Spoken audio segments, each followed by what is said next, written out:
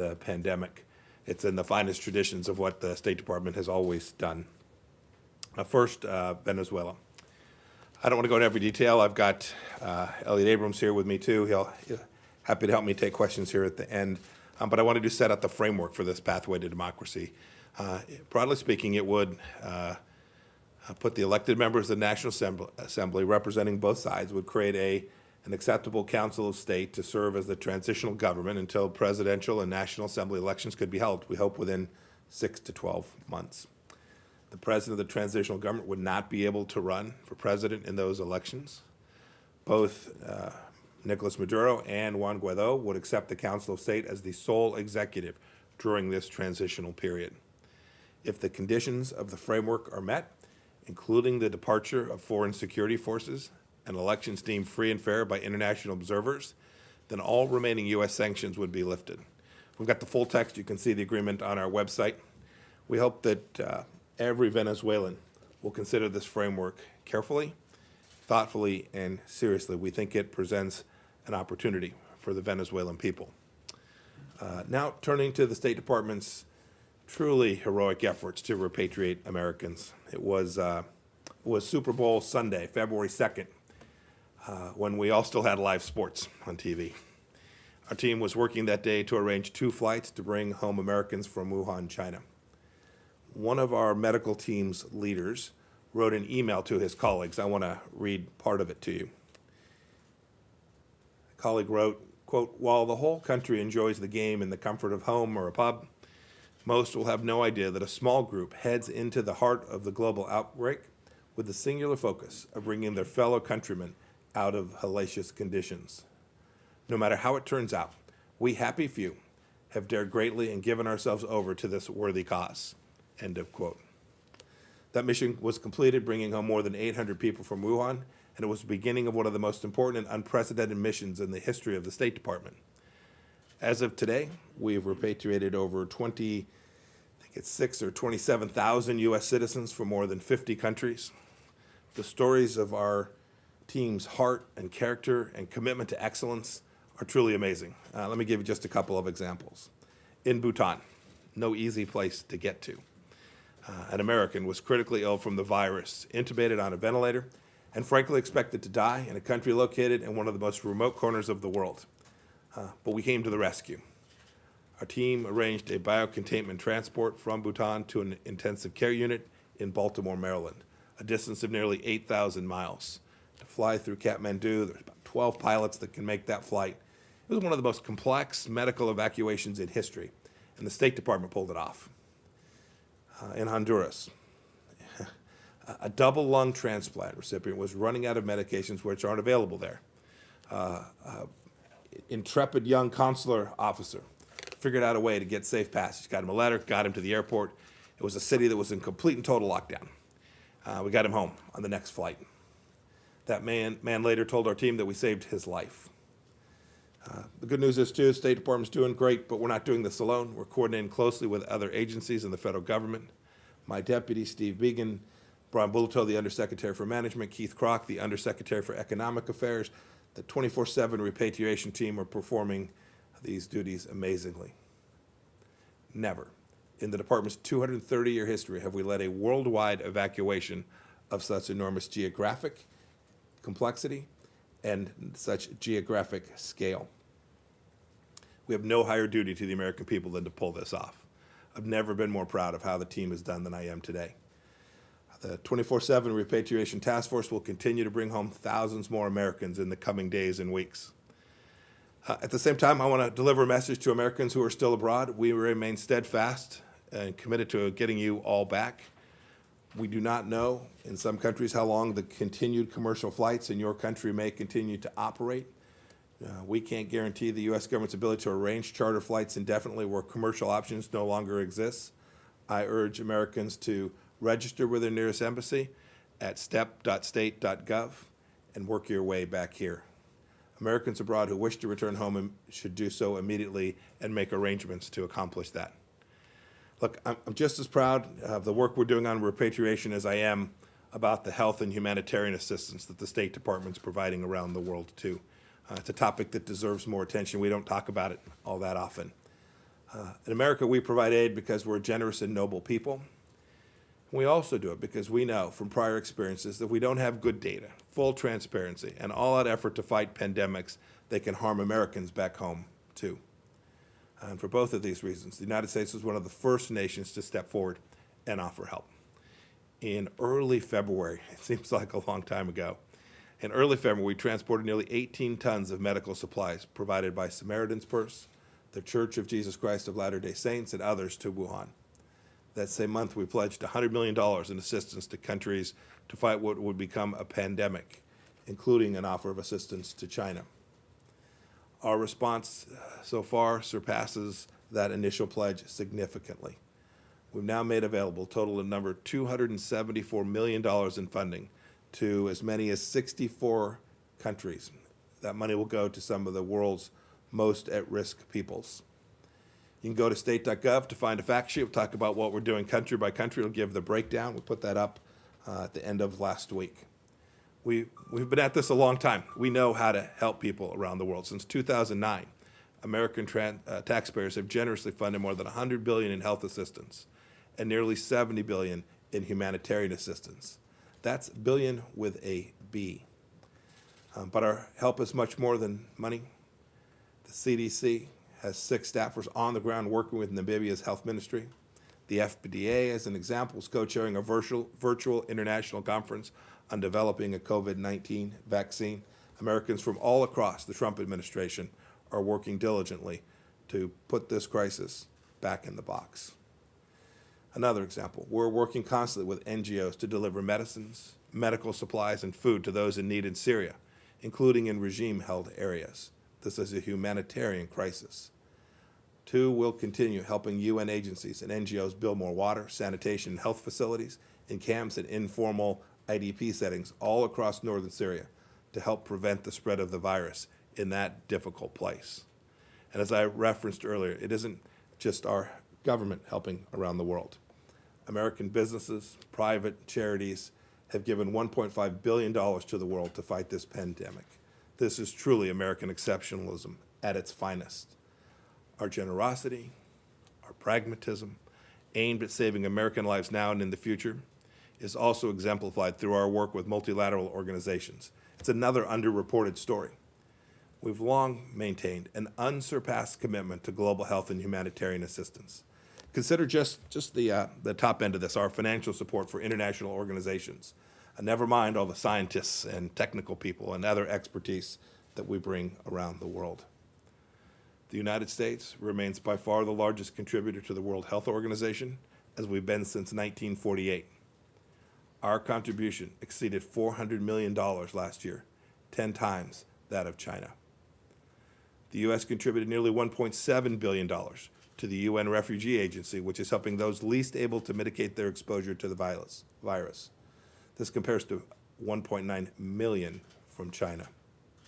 UNICEF is engaged in emergency actions in dozens of countries all across the globe, including in China and in Iran. In 2019, the U.S. supported UNICEF with more than $700 million. China gave just a mere fraction of that. The World Food Program, headed by America's own David Beasley, has sent more than 85 shipments of food and personal protection equipment to 74 countries to help them battle the virus. And we provided $8 billion in resources just last year, 42% of that organization's budget. Look, you all get the idea. We don't talk about assistance much, but the American people should be aware of and proud of our vast commitments to these important institutions. They not only help citizens around the world, but they protect Americans and keep us safe here as well. And with that, I'm happy to take a handful of questions this morning. Try to get to everybody, so we'll start with Christina. Good morning, Mr. Secretary. Hi, good morning. From a colleague who's not allowed to come, and then I have my own. So Who wasn't allowed to come, or she, because? yeah, we're working from home. And Great, it's wasn't our because of the State diversity. Department. All right. Not because No, correct, sorry. Sean Tandon from AFP wanted to ask, on Venezuela, what future do you see for Guido? Is this new framework a recognition that he hasn't caught fire? Will the U.S. for now support him as the rightful president of Venezuela? And is he able to run for president under this new framework that you're introducing? So the answer to the last question is absolutely yes. I think he's the most popular politician in Venezuela. I think if there were an election held today, I think he'd do incredibly well. But more importantly, we continue to support him. When we put together this pathway to democracy, we worked closely with him. He was aware of how it is we were presenting this. We all, Juan Guaido and his entire team, understand that Nicolas Maduro must go. We must get this democracy started. We have now introduced this pathway to achieve that. We continue to remain enormously supportive of the work that the rightful president of the Venezuelan people, Juan Guaido, is engaged in. Thank you. And then in light of this global pandemic, there's been a lot of renewed calls from the UN, from the Europeans, from others for sanctions relief. And I know what you're going to say. We've talked about it in this room, that any shortfalls in their healthcare systems are the fault of these regimes themselves. But I'm wondering if people are dying and sanctions relief would help, regardless of whether or not it empowers the regime, would it ever come to a point where you would reconsider your position? Thank you. Well, of course, we evaluate all of our policies constantly. So the answer is, would we ever rethink it? Of course, we're constantly trying to make sure we have our policies right. When it comes to humanitarian assistance, medical devices, equipment, pharmaceuticals, things that people need in these difficult times, those are not sanctioned anywhere at any time that I'm aware of. When you just read that, whether it's not always an American sanction. In North Korea, there are UN Security Council resolutions. In other places, they are, in fact, American provisions. But in each of those, if you read them, it's quite on its face that these items aren't sanctioned. There's no prohibition on moving humanitarian assistance into these difficult and challenging places. You rightfully point out some of these countries continue to build bombs and missiles and nuclear capability, all the while their people are starving. So when they make the claim that, boy, they just don't have the money to feed their people, these are decisions that these people leaders have often made, not in the best interest of those peoples. It's indeed quite sad to see those governments make those decisions which harm their own people. The last thing I'll say is not only do we not sanction any of those, nor does any global entity sanction humanitarian assistance. The United States has worked in every one of those places to provide assistance. We've worked to try and get assistance into North Korea. We've made offers of assistance to Iran. You'll recall when we first began, we've worked diligently in Venezuela to get humanitarian assistance to the Venezuelan people as well. No, the United States understands this is a humanitarian challenge, a humanitarian crisis, and we are deeply committed to ensuring that humanitarian assistance gets to the people of those countries.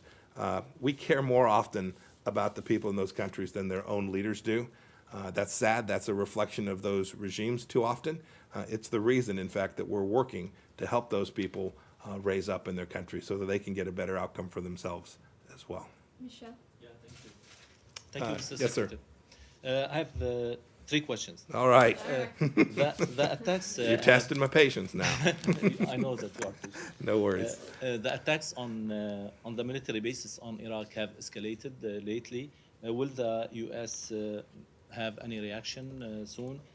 Second, what's your reaction to the Houthis attack, missile attack on Saudi Arabia, and how the U.S. is confronting the disinformation war against the U.S. during this war against COVID-19? Yeah, so let me try and take each of those 3. So we have seen attacks on Americans, attempted efforts in some cases as well inside of Iraq conducted by Shia militias. Our response has been very consistent. 2 things. One, we will always respond to protect and defend Americans, whether it's our diplomats in our embassies and consulates inside of Iraq or Department of Defense people who are serving there or civilians who are contractors. We'll always do everything we can to defend and protect them. We will respond if they are threatened.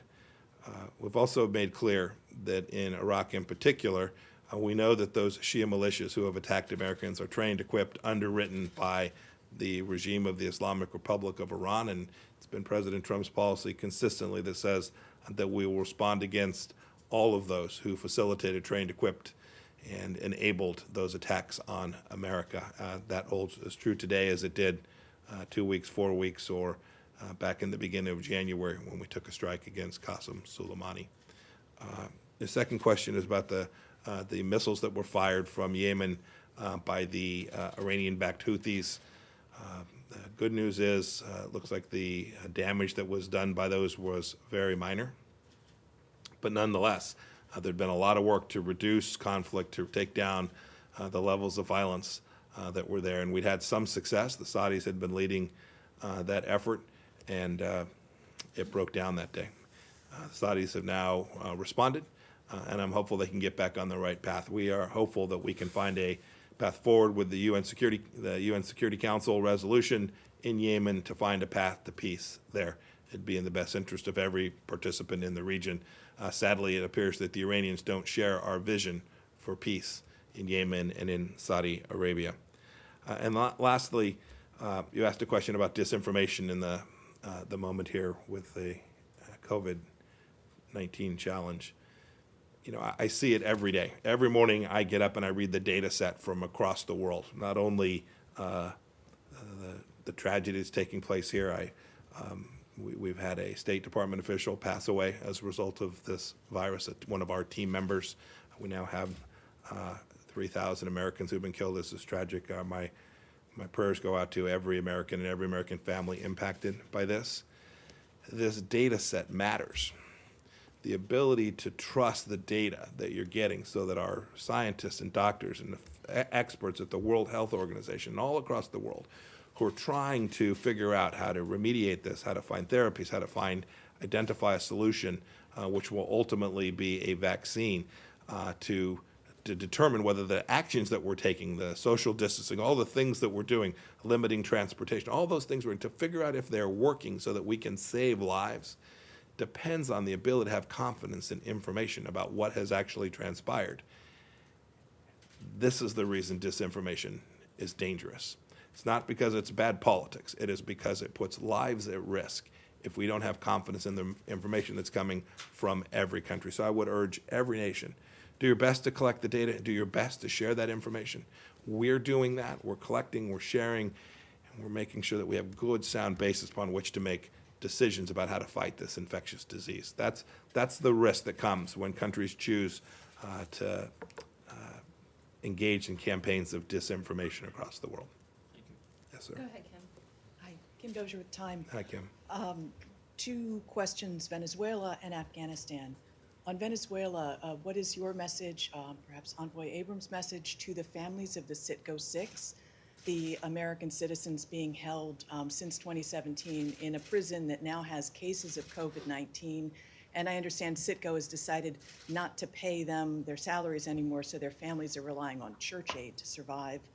And in Afghanistan, Dr. Abdullah has now endorsed President Ghani's peace negotiating team. So could that lead to you yielding on giving them back some of the $1 billion that you've taken away for this year, especially since they're facing the COVID-19 crisis, because this might have a knock-on effect?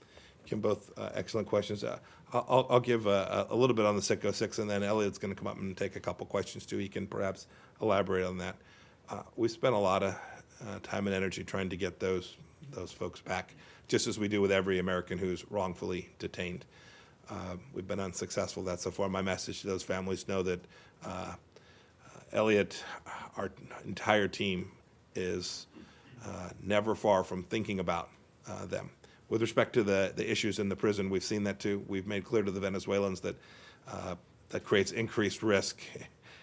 They should be let out, not only because it's the right thing to do because they're wrongfully detained, but now there's a health risk on top of that as well. And as we've said for the detainees in Iran, now is the most appropriate moment to use this humanitarian challenge as a reason to allow these people to return to their families and their loved ones. The State Department's working hard to get them back. The second question was about Afghanistan. Since I traveled there now, goodness, a week ago, almost exactly, we had some progress on the political front, the reason that I traveled there, so that's good news. We've seen a team identified. Looks like it's pretty inclusive, pretty broad. We're happy about that.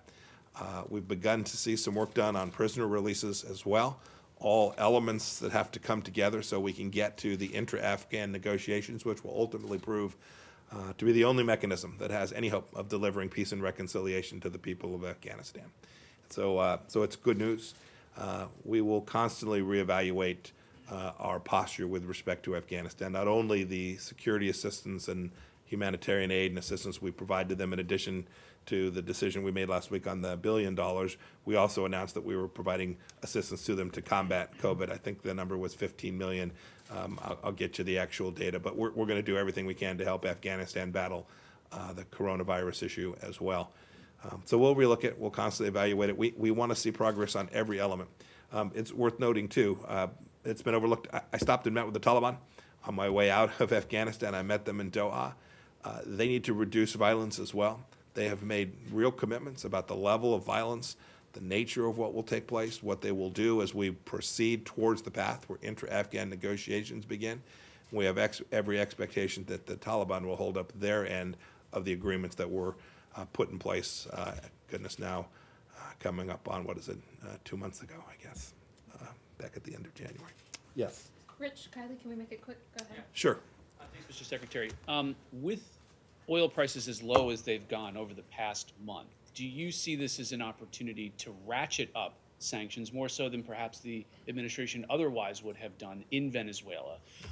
And with the Maduro regime seemingly not receptive to previous proposals, why would you think that this proposal might be accepted? And also, on understanding that there are sensitivities surrounding it, if you could give any more information about the State Department official who passed away because of COVID.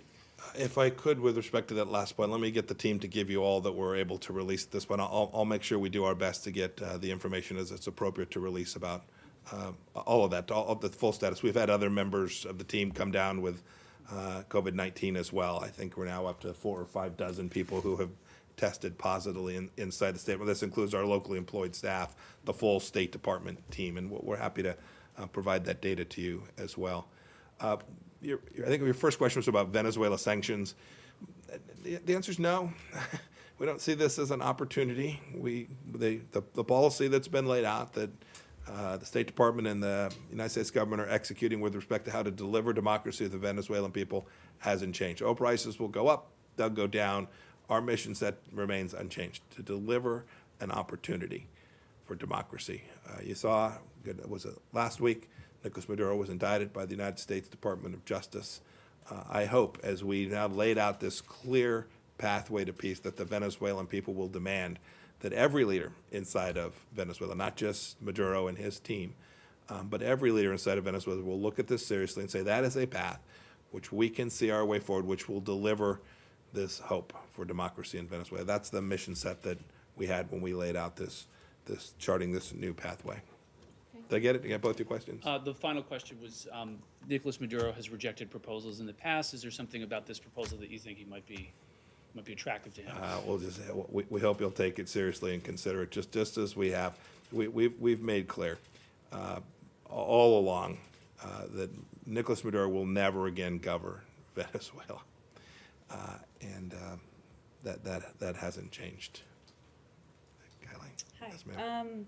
I want to go back to what you just said about data sets mattering. And yesterday you spoke about the necessity to have numbers from China and Italy and Iran on coronavirus. But the numbers coming out of China right now indicate that the new cases of coronavirus are going down.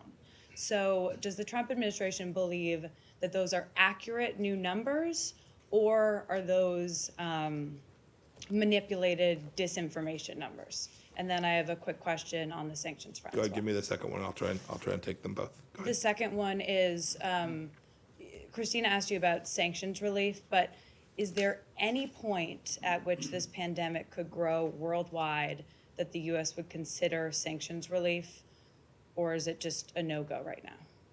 I think I answered that question.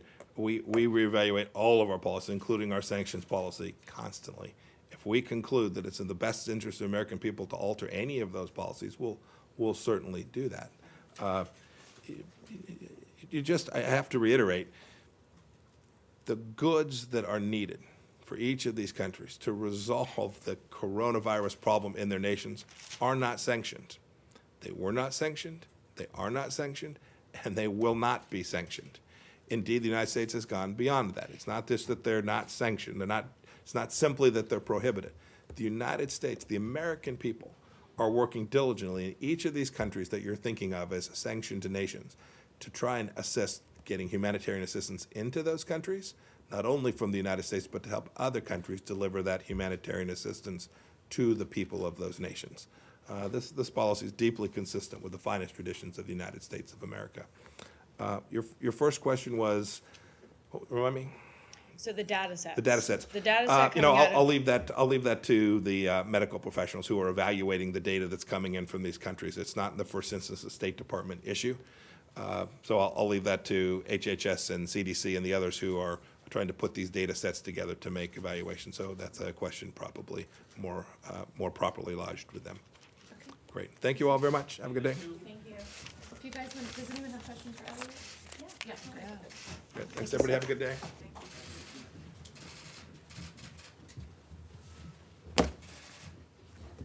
Okay, yeah. We can.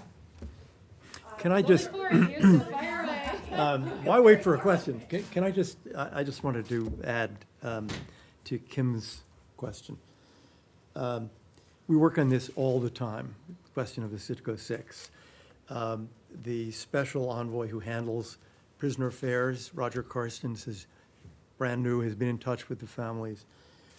I was in touch with a potential